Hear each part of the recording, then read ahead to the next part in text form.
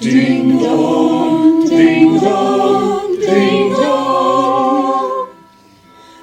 Why is the toast keep pealing, pealing? Ding dong, ding dong, ding dong. With great exclamation, kneeling, kneeling, ding dong bell. In great anxiety we assemble, for truth to tell. In province of fury feeling, we learn to fear and tremble at the message of the tossing bell. Ding dong, ding dong, ding dong.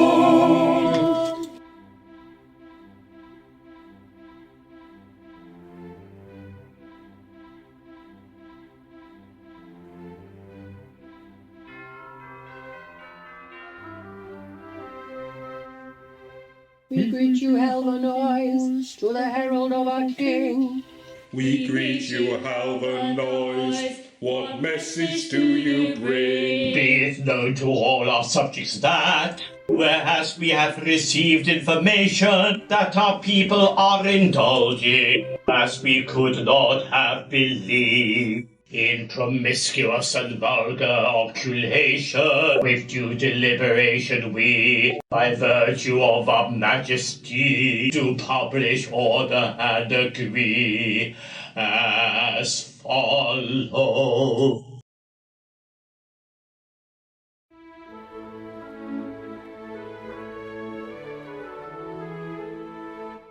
As label and praising is absurd in our opinion, we intend to put it down without delay. And as it is forbidden in our up-to-date dominion for a year, that is 12 months from today,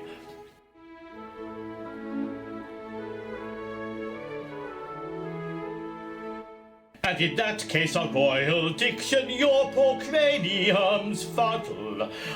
Our decree in simpler phrasing comes to this. You may ogle and canoodle, you may flirt and even cuddle, but the punishment is banishment for those who kiss.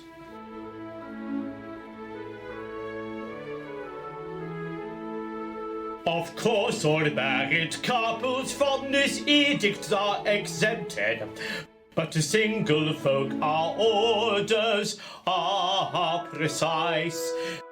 Though if perchance but Cupid's past endurance you are tempted, you can always get permission at a price.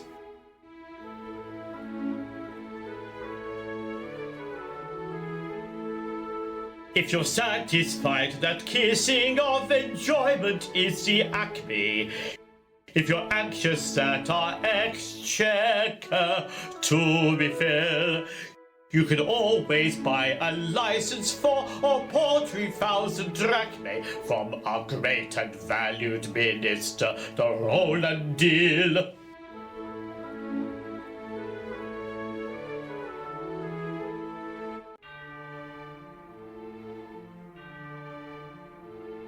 Oh, distressed and sad we are to hear the message that you bring. We reverently bow the knee. It is the edict of the king.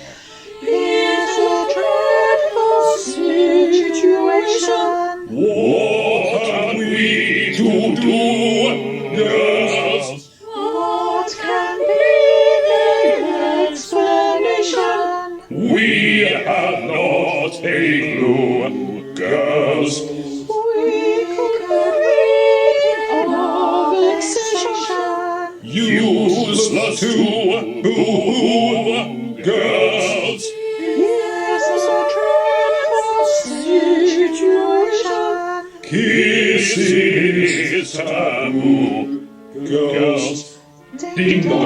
dong, Ding dong, ding dong.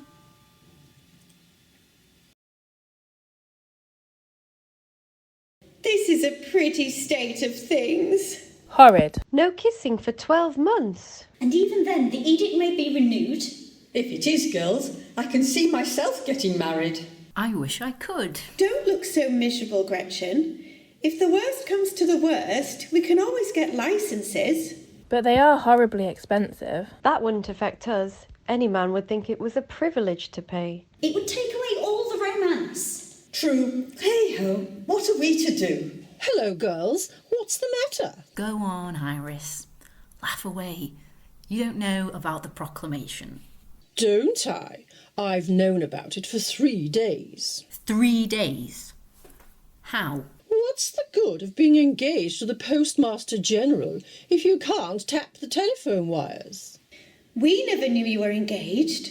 Are you really? Well, not exactly. The fact is, we're negotiating. What a horrid word. It sounds as if it were a business transaction. It is. When Cupid comes to tea with me, he's got to bring a banker's reference and 2 sureties. You are mercenary. Has Rolandyl found them? Not yet. He's negotiating. You're very fond of that word. I don't even know the meaning of it. Poor Jean. Then, you know the canny Scot your name implies.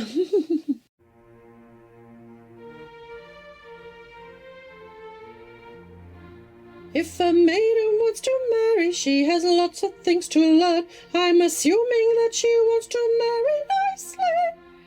As she chooses out a lover, it behoves her to discover what attractions he can offer.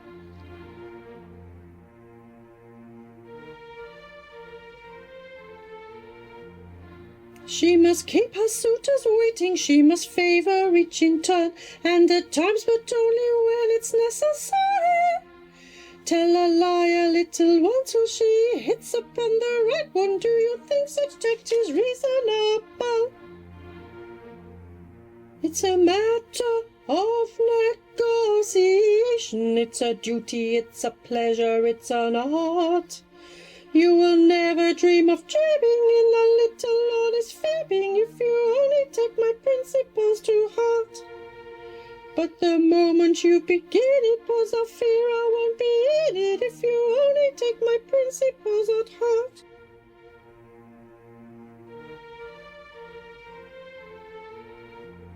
When the honeymoon is over and they've settled down in life, by permission of His Majesty the Baby, he will shun domestic blisses as bread and cheese and kisses, and will long for some variety. Well, of course she might be hasty, but if she will humour him and this in other small ways, at the price of, say, a bonnet, for I'm sure he'll look upon it as a very welcome proposition. But the moment you begin it, pass I fear I won't be in it if you only take my principles at heart.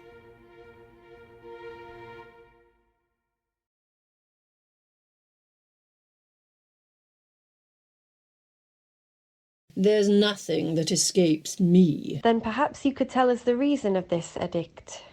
Ah, that is a poser. But I thought you knew everything. Give me time, girls. I shall get it out of Rolandyl before very long. Still negotiating? That is disappointing. You were our last hope. Perhaps you're not interested. On the contrary, I'm just as anxious as you are. Well, if you can't find out, nobody can, unless... I thought perhaps Princess Cynthia... What is it? I didn't know princesses were at the beck and call of their ladies-in-waiting. We're all so upset about this proclamation, we can't think what's the meaning of it. More can I? I've been asking Rolandyl. What did he say? He assumed his official department manner, said nothing at great length, and promised to communicate further in due course. I think I could pump him. If you could get near him. Why? Oh, he's simply besaged. The male half of the population are applying for licenses, and the other half are hoping they'll get them. And we've been wasting our time here. Come along, girls. They seem in a great hurry. Who are the lucky men? Lucky men? Lucky man? You mean... There's only one. Indeed, and he is... Charmis, of course. Oh! You don't seem pleased. It isn't that. I happen to know he has other views. You seem to be amused. Yes, I think I know somebody else who has other views. Really? Who? Can I lend you my mirror?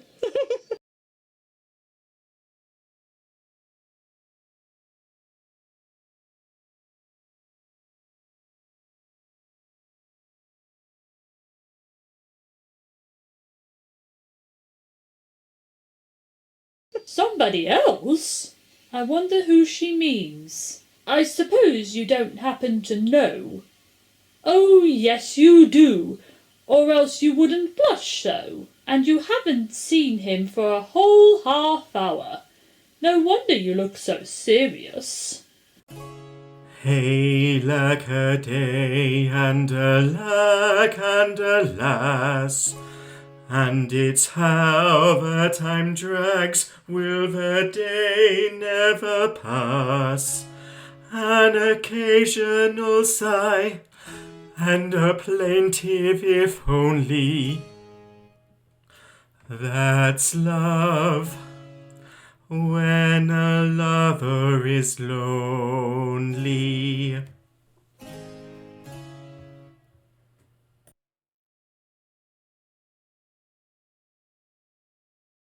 Cynthia. Charmis, one moment. All tickets, please. Tickets? Well, perhaps I should say licenses.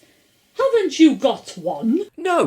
What for? Surely you've heard the proclamation? What proclamation? Against kissing. Not a word. What? You, the Governor of Police, don't know the law?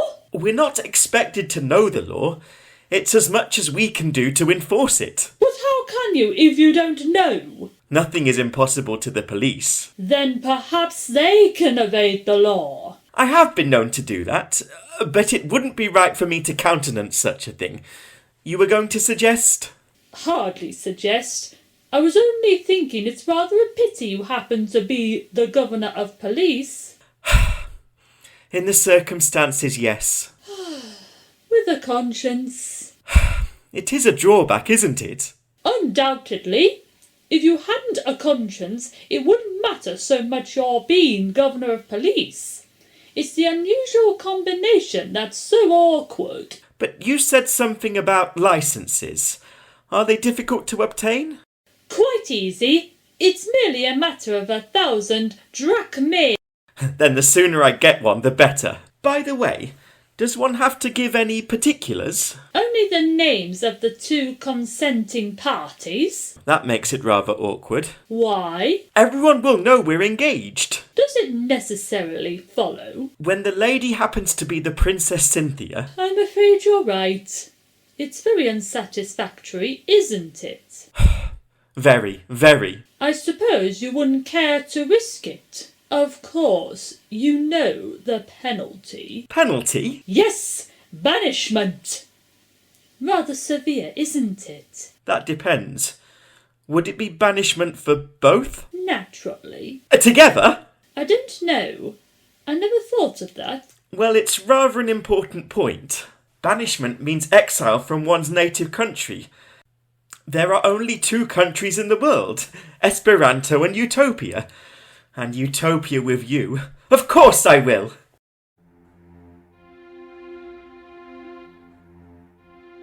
I am longing, dear, to kiss you, even though it is taboo, and will gladly raise the issue, whatsoever may ensue. There's an inspiration sharing, I'm prepared to take my cue for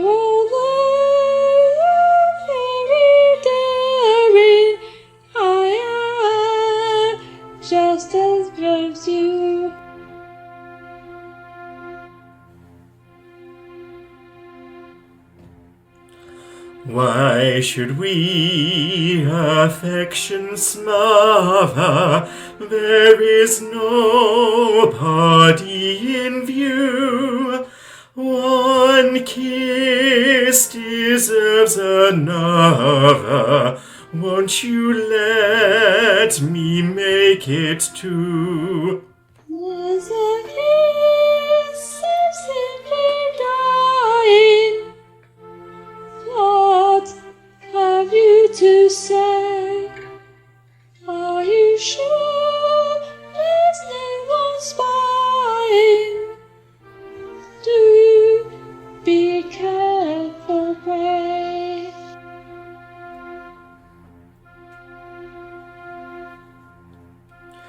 Cupid, when a royal diet issues edict fell, oft transgresses on the quiet, prudence flies when love runs riot.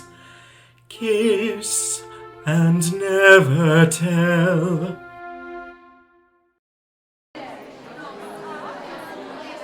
Silence! My friends, we must redress, and we mean to have it. We are not satisfied with the government of our country. Exactly. Who is responsible for this unnatural edict? Who is responsible for these exorbitant taxes? Who takes 10% of our income and forces us to live on our capital? Who wants a good talking to? And who means to see that the gets it? My friends, the power is now in your hands. Your demands are just. Your demands are reasonable, but you cannot voice them yourselves. You call on me to speak for you. If I did not respond to your appeal, I should be unworthy of the noble name I bear. You shall not find us wanting. I come of a fighting race. I am proud to be your leader, and I will proclaim your grievances even to the prison door. My friends! Down with Rolandyl! We want the king! Naughty, naughty! I've never done any harm. I stand for the sacred cause of freedom, the cause of the downtrodden. Good for you, Sal Volatile. She'll chain herself to the railings in a minute. The king! The king! We want the king! His Majesty shall be informed. Hail! All hail! All hail to our king! King Esperanto, hail! All hail!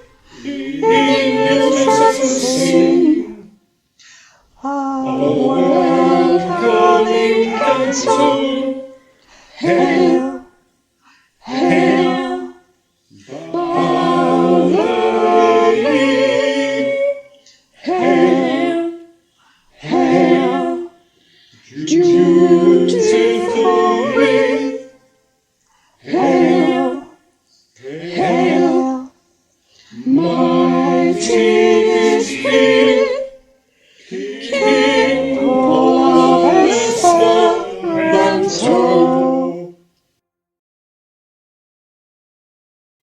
We are overwhelmed by these touching evidences of your loyalty and goodwill.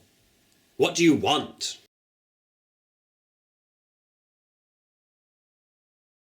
We are here to protest against this unnatural edict.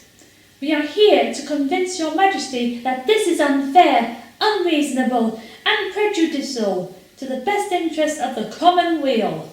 My people, you forget that the edict has now passed into law. A law can be repealed, your Majesty. Unfortunately, as you know, by the rule of our constitution, no law once passed can be repealed within a year. You see, that's where you feel the drought. You see our difficulty, don't you? Redress, but we thought everything was satisfactorily arranged. You're very unreasonable. We don't see why you should bully us when we can't help ourselves. It's very hard. especially when we're trying to do our best for all concerned.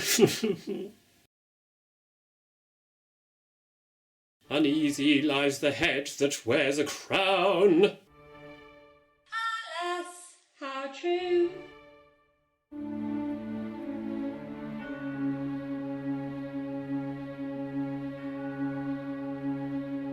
If you have tears, prepare to shed them now. My lot in life is sadness. I would atone if you could tell me how, 'twould fill my heart with gladness.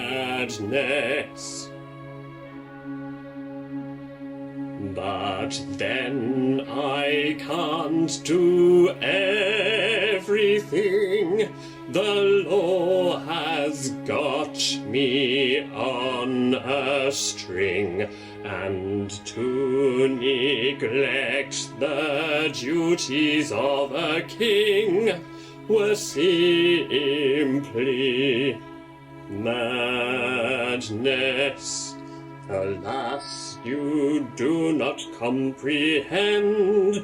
You will not treat me as a friend. You seem to look upon me as your quarry. Quarry! I'm very, very much distressed. I only acted for the best. Be mine the blame, and for the rest, I'm sorry, very sorry. Come, cheer up and dry your eyes. Your edict caused us some surprise, but since you now apologize, we're sorry, very sorry.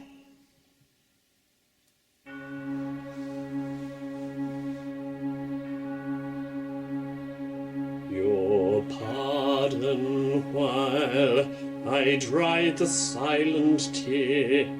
I wish I could be jolly, but woe is me. It seems that for a year I'm doomed to melancholy.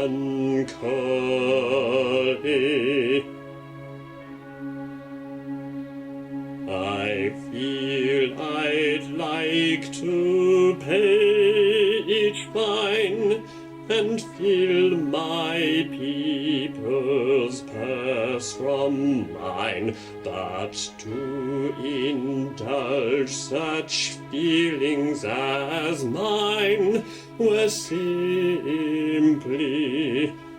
falling.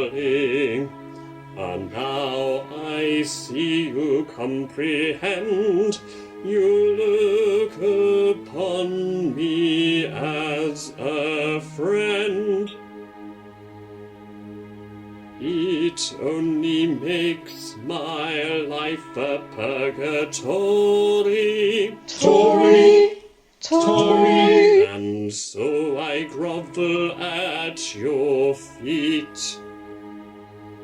The while your pardon I retreat, and for the rest and but repent, I'm sorry, very sorry. Come, cheer up and dry your eyes. Is this direction serves us lies? Don't worry, we apologize. We're sorry, very sorry.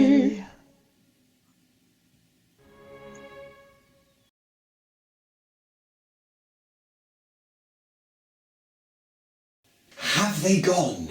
Yes. What's all the bother about? The edict. They don't like it. It's not the first licensing bill that's been unpopular. What have you done? Wept them into submission. Tears, tidal tears. The sovereign remedy against all ills. By the by, your majesty, I don't want to be curious, but what's your little game? Can I trust you? Till Saturday. I have decided to tell you the story of my life. I'm rather busy. Won't some other day do? No time like the present. Besides, today is my birthday. Indeed! Many happy returns of the day. May I ask what age? I am 958. Well, upon my word, you don't look it. What are you playing? 1,000 up? But seriously. I am serious. Then it's about time you made your will? I shall never make one. I say, your majesty, this is a serious matter to me. Don't joke about it. I'm not joking, Rolandyl. Then where do I come in? You? Yes, you don't think I've been doing your dirty work for nothing, do you? I'm sure you haven't. You've touched me too often. I naturally expect to succeed when you die. I shall never die. Then you'd better see a doctor. No, I'm not mad. I'm immortal. 900 years ago, I discovered the elixir of life. I was then a poor, struggling alchemist. When I discovered the secret, I hid the phial and prescription, thinking to sell it for untold gold. My assistant discovered my secret and was in the act of drinking the elixir when I entered the laboratory. He saw me and swallowed half of the precious liquid before I snatched it from his hand and drank the remainder. Yes, I've gone a long way, but not as far as I mean to. Nothing shall stand between me and my goal, to be king of the universe. Listen, there are only 2 kingdoms in the whole world. Esperanto and Utopia. 20 years ago, when I succeeded to the throne, I adopted the Princess Cynthia, infant daughter of the late king, and betrothed her to the king of Utopia, whom I have never seen. That is how I began to acquire the kingdom of Utopia. I have almost finished. Since her infancy, under pretence of enhancing her beauty, I have brought her up on certain drugs. Those drugs were slow poisons. I have merely been inoculating her in order to get her suitor into my power. Today the last trick will be played. Today the king of Utopia comes to claim his bride. Today the Princess Cynthia is so inoculated that she will be able to take a dose of deadly poison without any harm to herself. That is where you come in. You shall yourself take the poison and administer it to the princess. I will entrust the poison to your keeping. The lovers meet, the lovers kiss. By that kiss, the poison takes effect. The king of Utopia is about to die. I hold the only antidote. He will barter crown and country for the antidote. Rather neat, eh? A risky proceeding, your majesty. But how does the edict fit in with the scheme? Merely a simple but necessary precaution. One cannot depend upon young girls. Even princesses have been known to be foolish. Our daughter has an affectionate nature and might kiss anyone. For instance, she is very fond of her ladies-in-waiting. We don't want to poison the innocent. Isn't he clever? But still, I can't quite understand how your majesty has attained to your present exalted position. Very simple, my dear Rolandyl. Immortality and a brain.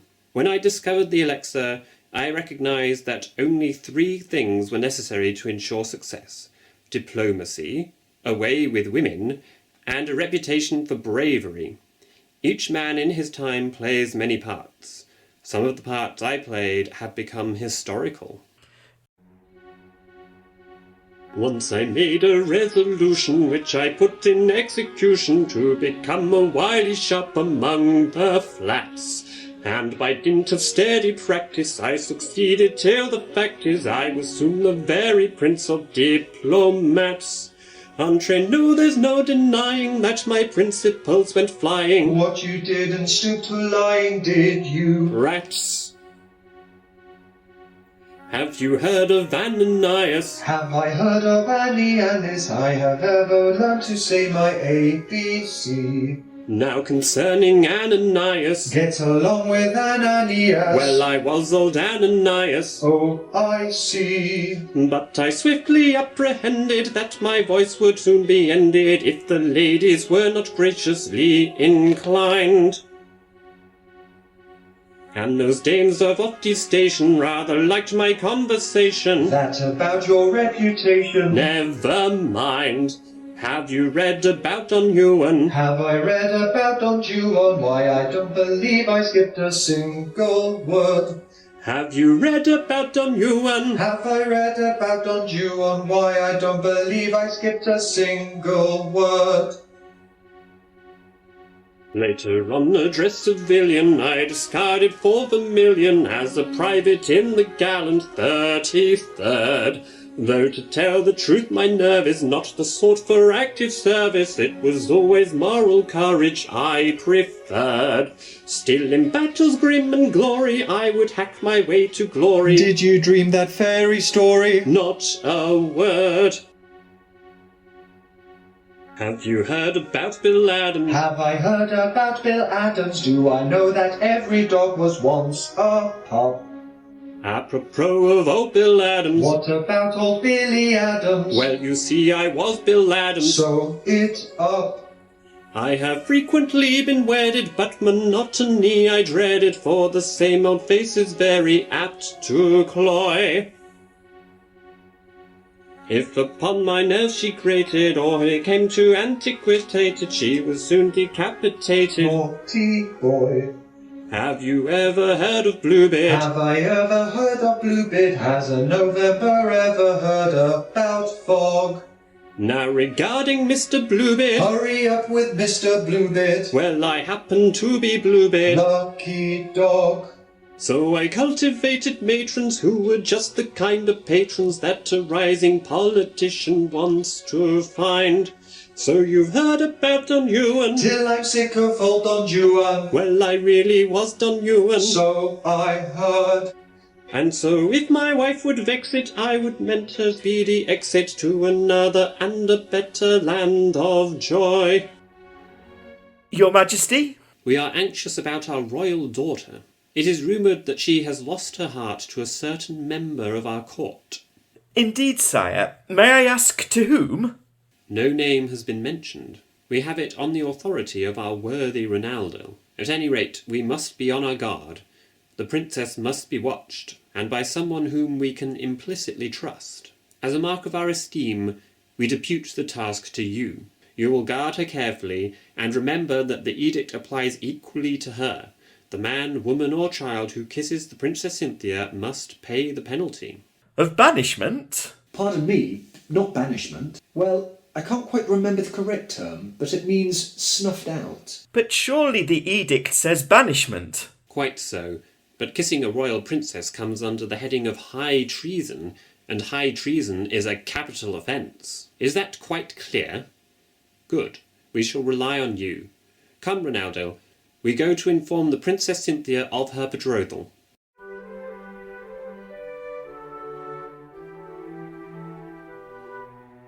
Love of my life, are you false to me? Love of my life, is it true?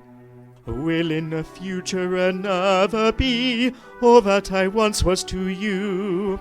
Shall I become but a memory, fading at last from your view? Heart of my heart, must we then part? Is it farewell forever? Light of mine eyes, forgive me if I doubt you. Dream of my dreams, come back to me again. For oh, the world is but a waste without you. Life is desolate and love is vain.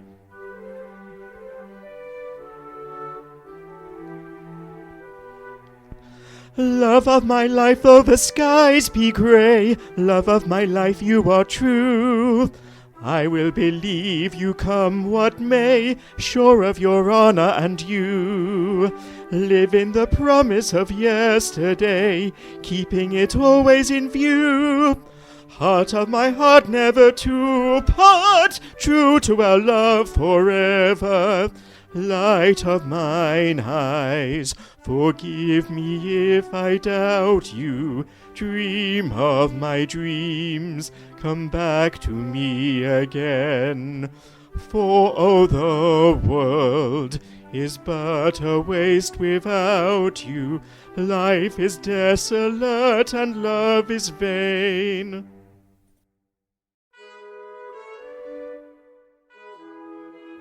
Lucky princess to Utopia plighted, according to our royal decree, soon to be fondly and firmly united. Ah me, I was she. I wish it would happen to me.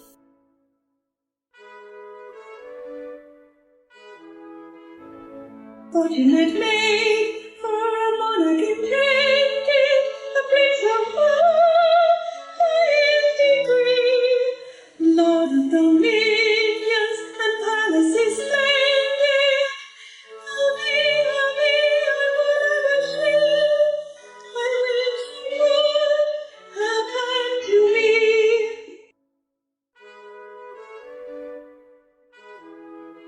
And real queen of an empire unbounded, a paradise of love the sea, ruling in splendor with foliage surrounded. Oh me, I would have a I wish it would happen to me. Hello. Why are you all looking so glum? What's wrong? Oh, nothing much. That generally means a great deal. Well, what is it? Some girls have all the luck. Cynthia, naturally. Because she's betrothed to Utopia? I don't see anything to laugh at. Neither does Cynthia. When she's got the only king in the pack. What does that matter? If he isn't the King of Hearts, don't be foolish, girls. Iris, you're playing with me. There's someone else. I hope so. No girl likes to think she only has one string to her bow. Who is he? Why, don't carry the list about with me. The list? Iris, you're a heartless little wretch. Oh, well, if you're going to be insulting, I shall cross your name out. It seems a pity, though, because you were one of the favourites. First favourite? At any rate, I don't suggest you're an outsider. But those girls suggested you were engaged, are you? Hardly that, but I can be if I like. I think I shall like. I've been approached, and I've got a very good option. I wouldn't have believed you could have been so mercenary. You speak as though it were a business transaction. It's funny you should mention that, because that's what the girls said. Bah! I've no patience with you.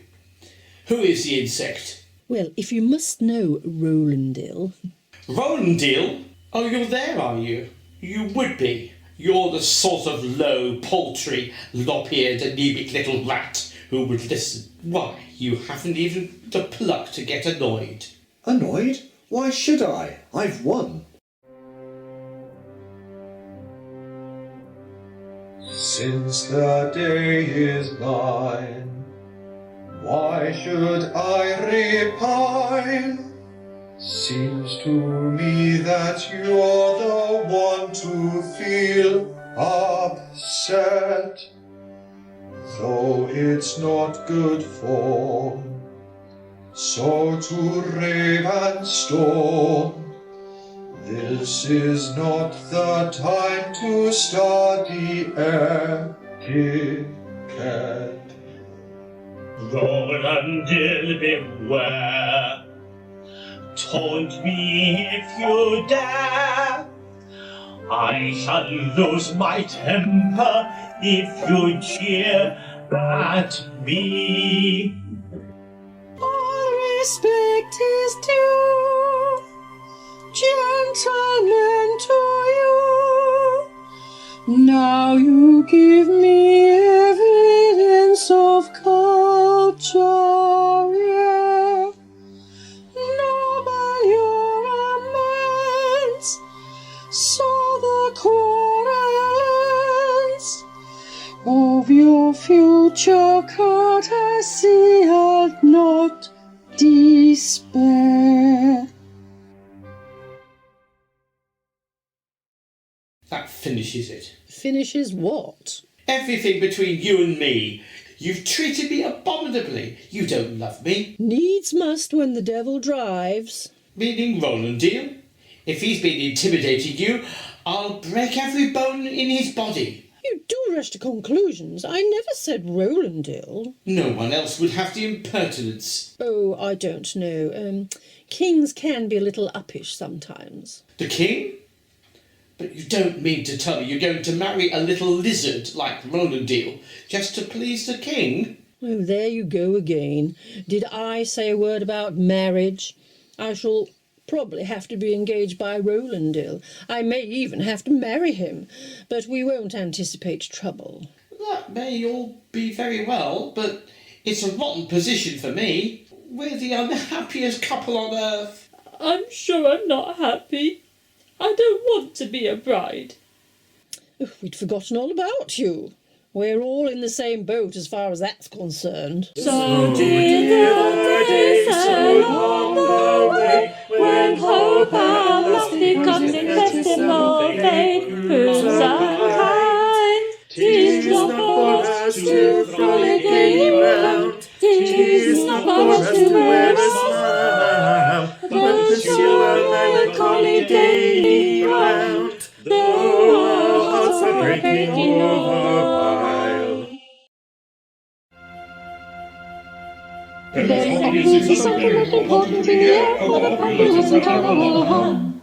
There are noises in the palace, there are noises in the square, it's enough to strike a bullet heaven down.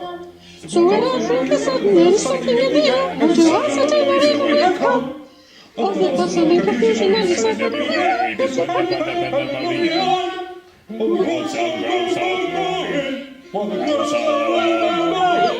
and the lambs are breathing an anxious meeting, here, there, bleating. In me you see the majesty of a monarch, high degree as free as ever sat upon a royal throne. Instead, why wait for my future mate, who will soon be here for a tete-a-tete, when I shall claim her as my very own.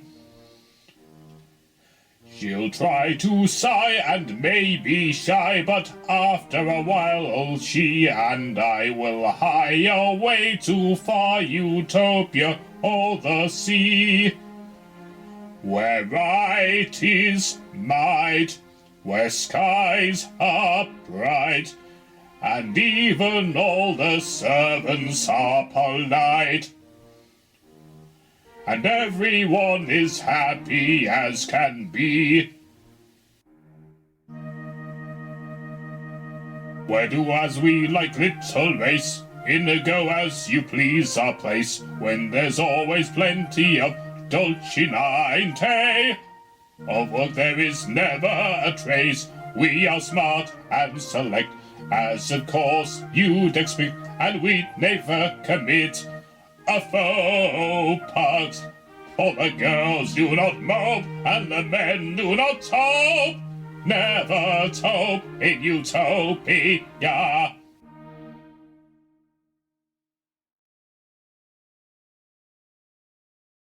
A pretty welcome, Mandarus. No guard of honour, no flags, not even a salvo of guns. Am I to be kept waiting forever?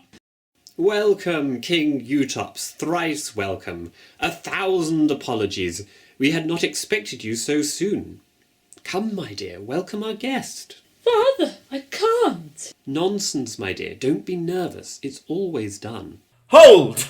What is the meaning of this unseemly interruption? Who speaks? By what authority? In the name of the law. In the name of the law.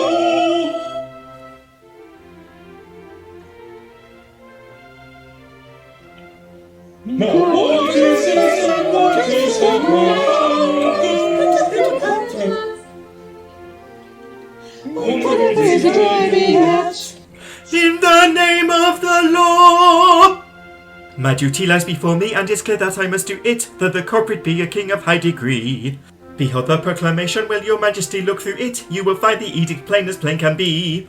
And in case our royal diction your poor craniums may fuddle, our decree in simple phrasing comes to this. You may ogle and canoodle, you may flirt and even cuddle, but the punishment is banishment for those of you who kiss. You may ogle and canoodle, you may flirt and even cuddle, but the punishment is banishment for those of you who kiss. Upon my word, it's most absurd. Whatever do you mean? To so intrude in manner rude and try to make a scene. I don't know how you can allow this man to come between, sir. However, I'm convinced it's time for you to intervene, sir. Your Majesty, such arrogance we very much regret.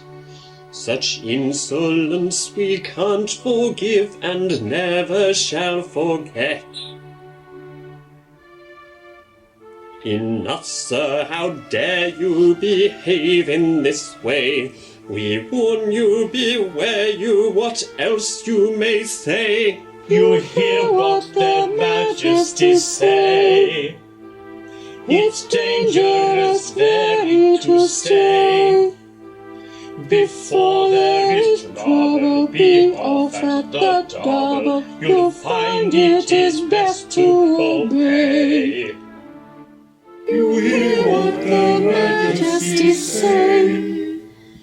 It's dangerous very to stay. Before there is trouble, be off at the double. You'll find it is best to obey.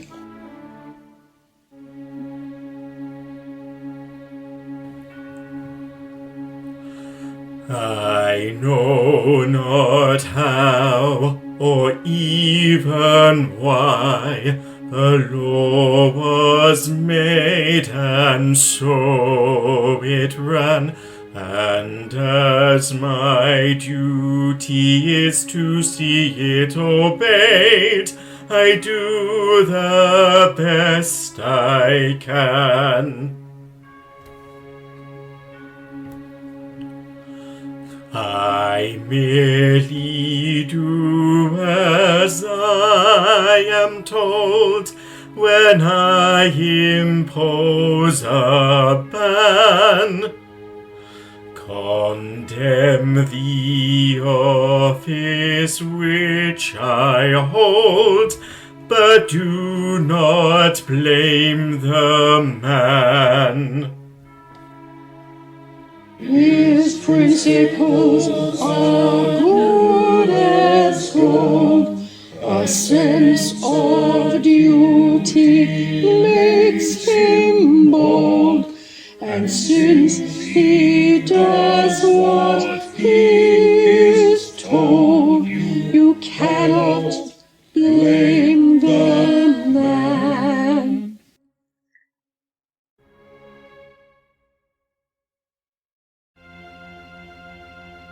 I claim your kind attention for a minute. His argument is plausible at best. For when you come to look, there's nothing in it, because you can't apply it to a guest. You may watch like an eagle, show the cunning of a beagle, or the care of the seagull from the nest. But in matters that are legal, you will never mingle, for His Majesty is regal and a guest.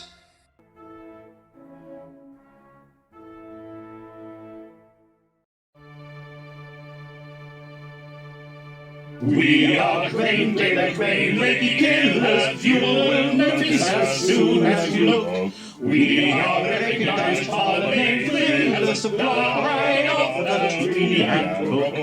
And we prop up the portal pillars of dark, in fantastical dreams of impossible places, even where we're racist, compelled to be civil to kings. We are Tony and toffish and rather standoffish. We speak in a dignified, harsh, but you mustn't suppose we're on velvet, because we seem partial to blush.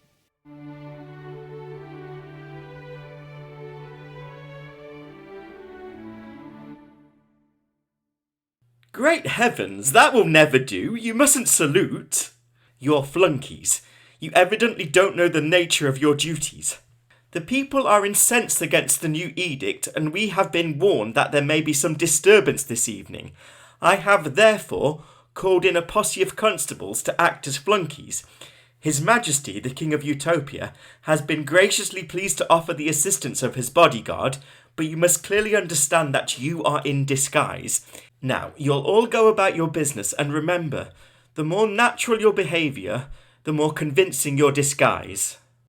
Excuse me, Your Highness. I've never seen a flunky before. I don't know what to do. And you call yourself a policeman? How many stripes have you got? I make it 2. Well, you've only 2 now. Attention! Mandamus, swear them in. Anything I say may be used as evidence against me. What? You were there? All the time. It was so uncomfortable for me, Charmis.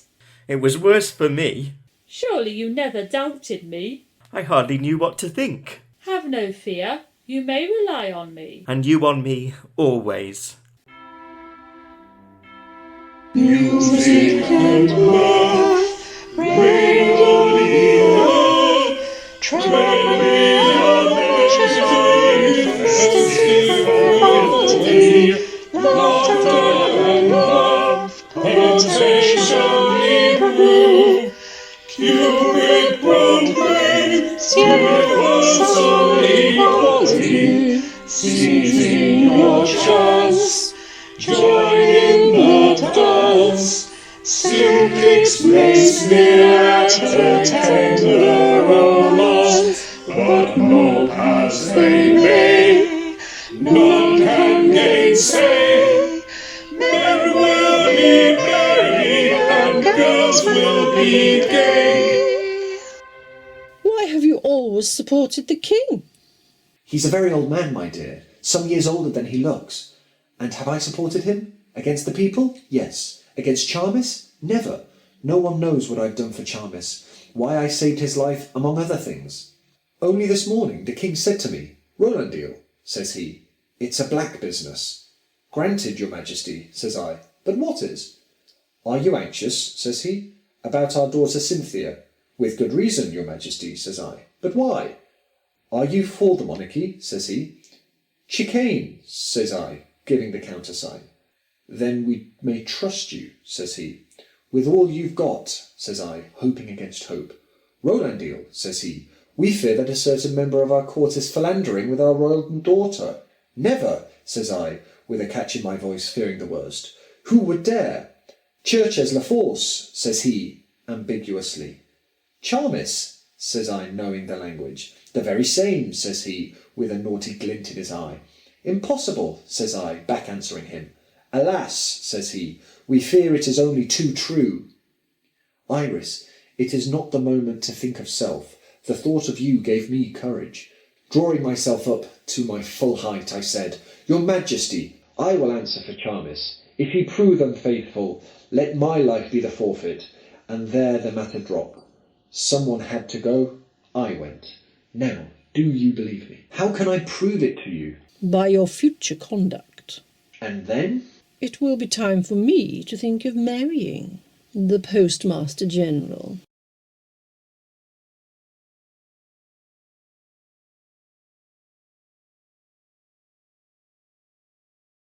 What? Good heavens! Here he is again. How dare you dog my footsteps, sir? You've done nothing but pester me since my arrival. By what right do you follow me about? By the king's orders, sire, I am commanded to be in constant attendance on the princess. Is that your wish, princess? It is for my protection, your majesty.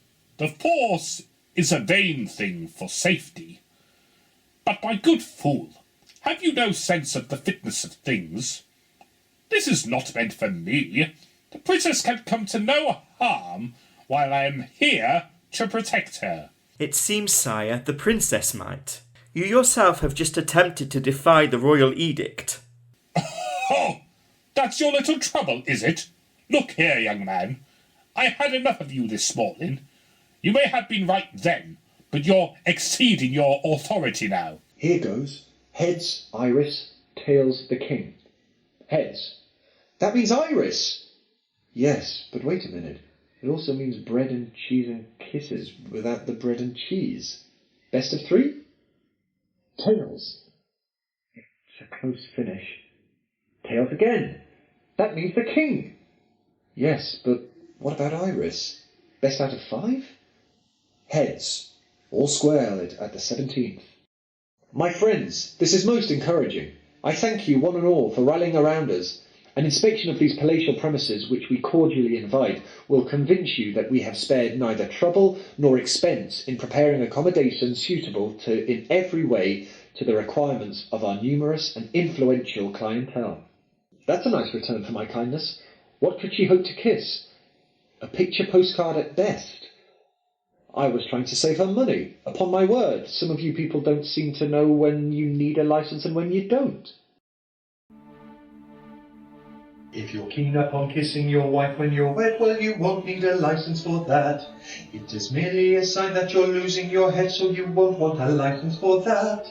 But if you should find your companion for life has developed a taste for connubial strife, and you fancy a kiss from another man's wife, well, you must have a license for that. Yes, you must have a license for that. It's a dangerous game to be at. Stolen kisses are best for professional requests. We have issued a license for that. If your coachman is clad in vermilion and puce, well, you must have a license for that.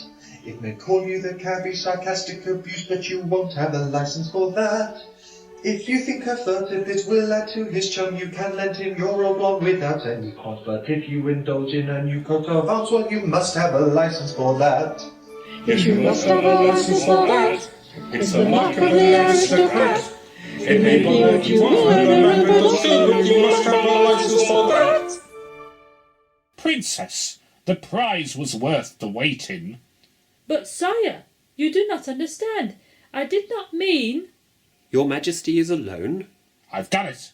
I've done it! I've done it! You mean you've kissed her? You young dog, I knew you would. But where is the princess? Oh, she won't be long. She'll be back in a minute. Look out, sire, he's foaming from the mouth. Sit on his head. Enough of this. I'm a peaceful man, but my patience has a limit. If you're not out of my sight before I count to 10, I shall exterminate you. 1, 2... Very well, very well. Goodbye if I don't see you again. Now, sir, what does all of this mean? I didn't come here to be insulted. If I had you in Utopia, I'd have you shot!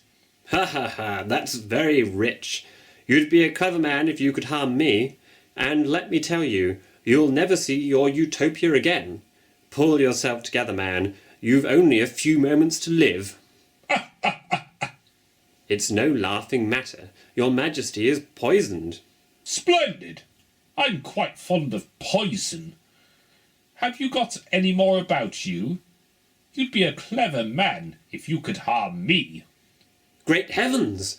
I know you now. My old assistant. Is he dead yet?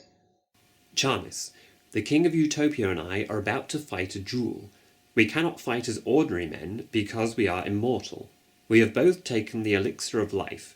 One of those glasses contains pure water, the other an antidote which will make the drinker mortal as he was before he took the elixir. There is a reason why you should not love King Utops. Listen. Unknown to him, I have in my cabinet a small phial of the elixir. Here is the key. As soon as chance has decided between us, you will bring the elixir to me. Understand? I'll run no risks. Is your Majesty ready? Too late. The princess and I have taken the elixir. We are going to live forever as King and Queen of Esperanto. You've mismanaged the country too long. I care not for the law.